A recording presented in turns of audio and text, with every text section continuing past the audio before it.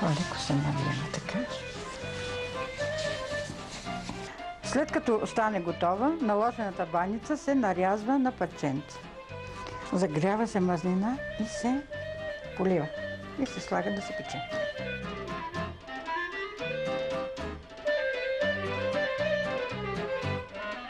И не на последно място, но като че ли най-предпочитано е якорутско задушено. Ние казваме задушено, а не капама. В Разловско казват капама, ние казваме задушено.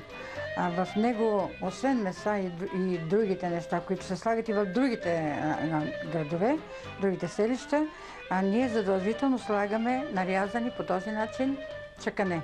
Фактически това е като един завършък от всичко, което използваме от този зеленчук, от корена до самия лист. Да ви е сладко!